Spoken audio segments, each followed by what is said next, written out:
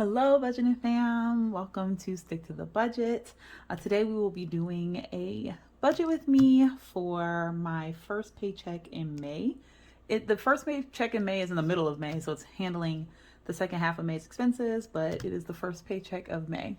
I'm recording in a different location than I normally do, and we'll see how it goes because I remember I'm at my dining room table. I don't have a desk. My partner has a desk, and I usually record at his desk, but I'm recording at our dining room table. And I remember why I stopped recording over here, because the carpet on this side of our apartment is, we don't use the dining room table a lot for like eating. So the carpet over here is mushy and it makes my like ring light stand, makes it wobble a lot. So I'm not sure, like, I don't know if me just moving will make the carpet move, which will make the stand move. I don't know. We'll see. If there's a lot of wobble in this video, I do apologize in advance. I probably won't know that until I go back and, edit. So we'll see. So just bear with me, you guys. If there's a lot of wobble, then I will move back over to his desk. So we'll see how it goes. All right, so real quick before I get started, I did want to go over the last budget. And much like the budget before that, I did not stick to my own budget. Mostly we did. I mean, really what it comes down to is our cashless cash envelopes. At the end of the month, we ended up being, I hope you guys can see this, like $17 short, right? And we had, I think, rollover in this budget that I didn't account for in here. So, I mean, of course, our accounts didn't go negative or anything like that, but I wasn't able to remain under budget in a lot of areas. One major issue that I had this pay is that I completely forgot about my personal loan, like just did not budget for it at all. And of course, that's $170. That's a lot to throw you off, in the other aspects of the budget. So unfortunately, I did not account for that. I had, I did include $150 that my partner ended up taking out of a separate savings account that he has, his own personal savings account, and added that to the budget. But yeah, you guys, like that threw me way off. So if you look down here, I actually didn't do too bad in my cash envelopes, but that's really where your variable expenses are, right? So like I can budget $250 for gas, but is it going to be under $250 with the way gas prices are where I live, which right now I think is $4.25 or $4.50 a gallon? Like you can't really plan for that. It wasn't that much a week ago. So we did stay under in most of our categories this pay. So we were under $25 or so in our gas. What is that, like $13 or $14 in groceries? We were under $16 in household, or excuse me, went over $16 in household. We stayed under in eating out, a little over in my own personal spending. I don't even remember what I bought. And then laundry. So really the difference between what we budgeted and what the actual expenses were, not very much, only $9. Actually $9 under. So I really didn't do that bad there. Honestly, what threw me for a loop was that loan. Was not paying attention to my calendar and when things were due, and I missed it. So that was my bad.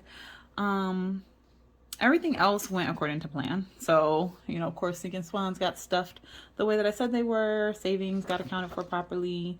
And I did pay off my Amex. So everything else was fine. It was really that loan that really threw us off. And we had to pull a little bit of money from elsewhere in order to help. And then, of course, the $20 difference is accounted for here. So yeah, not too bad. Not as bad as the other one. I will say that. So, that's fine.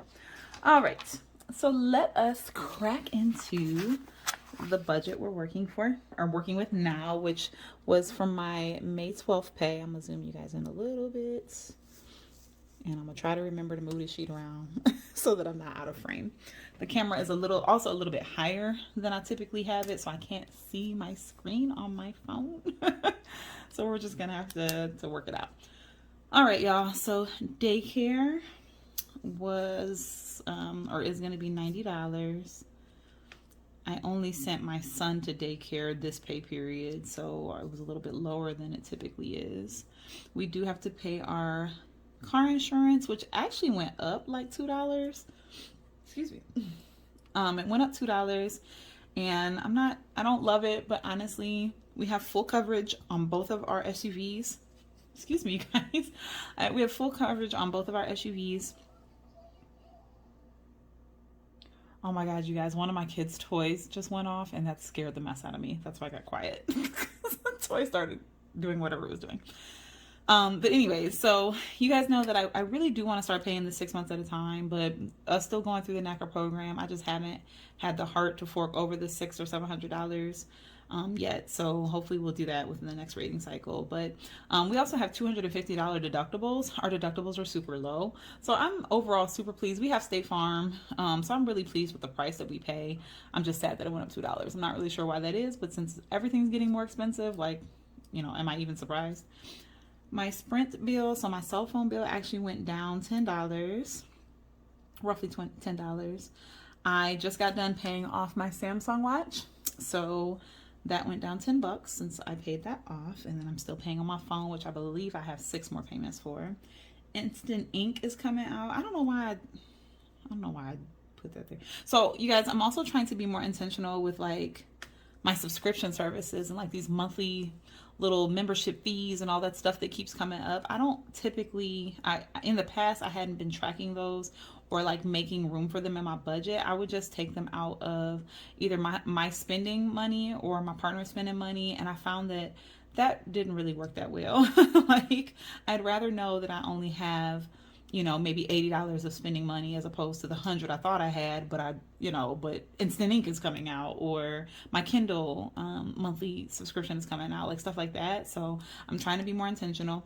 I don't know why I put it up here when subscriptions is actually inclusive of like our wine club, Spotify, my partner's gym membership is all in this figure here. I actually had to pre-write it because it is comprised of a couple different subscriptions. I didn't feel like listing them all out here. So I don't know why I put the Instant Ink by itself, but whatever. All right, car loan.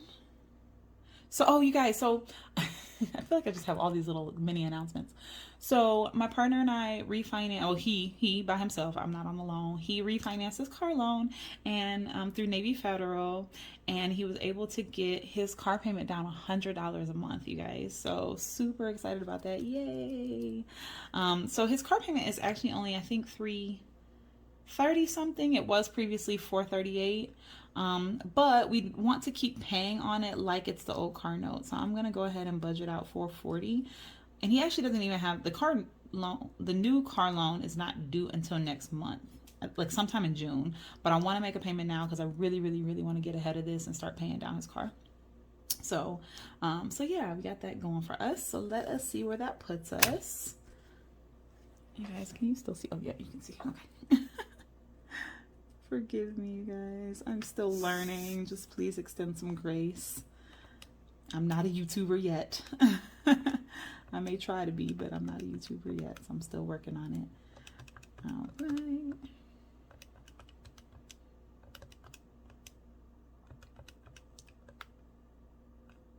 All right, so then for our bills, we have a total of $844.64. And then if we subtract out Paycheck, $29.61. And for those that are new to my channel, I am a salaried employee. I'm a manager at my job. That is so wrong. And then my partner is a county employee who is hourly. And so his pay fluctuates, mine does not. Actually, his doesn't even really fluctuate all that much. But he is hourly, so it can, there can be small dollar amounts that are different. So it doesn't change a whole lot. He actually, the way it works where he's at, his schedule, like hours and stuff, changes every 3 months. So the pay will be steady for the 3 months that we're in, and then when his schedule changes, of course, the paychecks change. So he'll be starting up a new schedule at the end of June, I believe. So you guys will see a little bit of a fluctuation in our pay.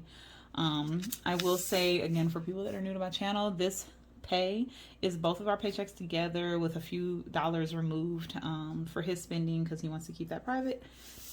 So it's not our actual, and this actually incorporates some rollover that we had, so it's not our exact pay here. Okay. All right. So let's move on to our cash envelopes. Again, still trying to have stuff on my table. All right. I'm crazy, y'all. All right. So for gas, I think we're going to budget out. Let's see. Let's do $2.75. Household, I think. So household, I come back to usually. Groceries, I think we'll do 400. Guys, groceries are getting so expensive. I feel like I might have to up our budget. We used to be able to get by on $600, but I have a 4-year-old and a 3-year-old, and then there's my partner, and it's a lot. I think that like $800 a month is not even enough. See, and there goes that wobble. Sorry, guys.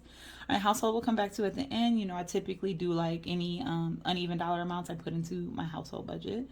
So eating out, I think we're gonna do $100. Spending, so my own personal spending, I'm gonna do 200, and that's because I have a spa appointment coming up. So I'm gonna take that out of there. Laundry, $20, which we actually already took money out for, and I actually need to add another $10 to it. I'm already over budget in my laundry, you guys. Wild. Okay. But yeah, I literally just put a load into the washer in my building, and that took the very literal last dollars on my laundry card. So I need to go to the office and put some more money on there so I can actually dry my clothes. All right, vacay is gonna get, so we're working on our sinking funds now. So sinking funds are gonna be pretty similar amounts to amounts past. I'm gonna do 25 for vacay. Oh yes, sorry, I just realized you probably couldn't see my calculator. I'm gonna do $10 for birthday. So right now I'm just taking away as I go, and then hopefully we'll see what we have left here. Date night is gonna get 20. With my partner's changing his schedule, I really hope we're gonna get to go on a date night soon. I really, really, really want to do that. $10 for self-care, which I hadn't stuffed in a couple weeks. Family fun, let's do 13. I wanted to even out that envelope. Car maintenance is gonna get its usual $10. Subscriptions is gonna get 5. Gifts is gonna get it's gonna get $7. I was gonna even that out. I didn't have a whole lot of extra money to work with for my sinking funds this pay because I needed to save for, you'll see it in here, payment shock for this month for NACA. So let's move this up. All right, so for Christmas, also my 52-week challenge, I'm gonna do week number 12. So I'm only budgeting $12 for that. And then $10 for Asher. $12 for Santana. Did I even get that $10? I don't think I did. We'll go back and redo all of this. $6 for my savings challenge, my little mini savings challenge brought to all of us by Manicured Money. Payment shock, we're gonna do $500. So payment shock for NACA is the difference between what you currently pay in rent and what you could be paying or what you want your future mortgage to be, to show that you can, if you paid a mortgage that was $500 higher than your rent, so let's just say rent was $1,000 but you want a mortgage of $1,500, they want you to save that $500. It's your money to keep, it's in my savings account, and that way I can try to look for a mortgage that's $1,500. I'm just proving to them that I can pay a mortgage of $1,500, that I can put this money to the side and not touch it, because that's what would happen if I was paying a mortgage, right? So that $500 is actually more than what I'm supposed to be saving, but the way this market has been, you guys, it has been awful. Like, we just put in our 5th home offer and got another denial. So, I think we're gonna have to aim a little bit higher. Okay. All right, so that's that. Let's move on down to debts. I'm gonna come back to my calculations because clearly. All right, so then for my Amex, I did have to leave a little bit of a balance this go round, but you guys, it was only $10 on my Amex. I'm really proud about that. I think the $10 was like Starbucks or something. And the problem was I couldn't pay it before the statement cut. Like, my credit card, my Amex is with my bank, and unless the balance is unless the charge has posted, you can't pay on it. So I couldn't pay on it. So I had the money, it's already paid off, but yeah. And then my Best Buy, kind of a similar situation, except that I ran out of cash, so I had to put some stuff on my Best Buy credit card. And I've actually already paid this off too with this paycheck, because I got paid a couple days ago. But I also did for my staff, I got everybody donuts and coffee for a really busy day that we had. So I put that on my credit card along with some other things. But yeah, so that's what that is. And then my partner's capital one, he left a little bit of a balance as well, which these look high, but it's really like we've already taken care of it, so it's fine. All right, let's go back through and add everything up so that I can see what I'm going to have for household. So I'm going to bring this back down for my sinking funds, and let's see what we have. Okay, so 25, 10.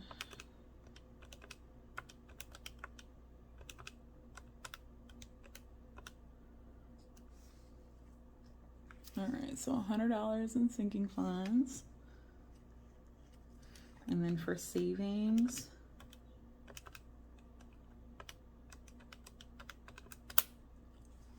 got $540. And then for debts,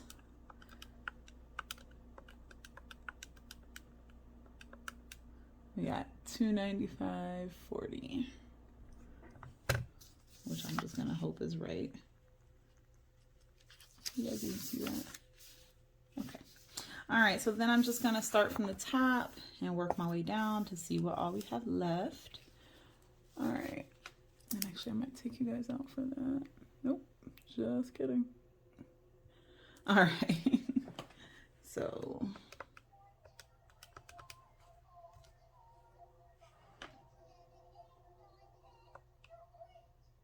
You guys, literally, my kids' toy just went off again. I don't like it. I don't like it at all. Okay. All right. So then we left off here at 211656. And I'm going to kind of go backwards, right? So we'll go minus the 295.40 minus 540. Minus 100 in sinking funds, and then individually, we'll see what this is.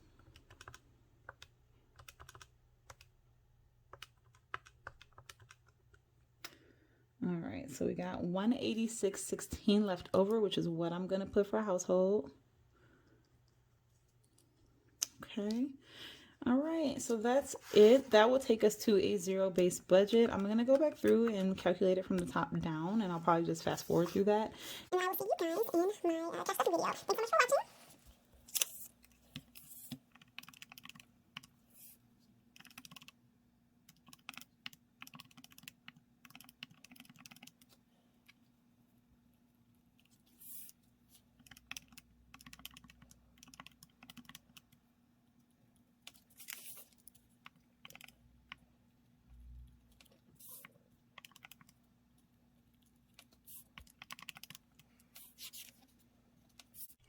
All right, you guys, thank you so much for watching. We'll see how I do on this budget. I'm trying to do better, y'all. It's not always working out in my favor, but I will see you all in my cash stuffing. Thank you so much for watching. Talk to you later. Bye.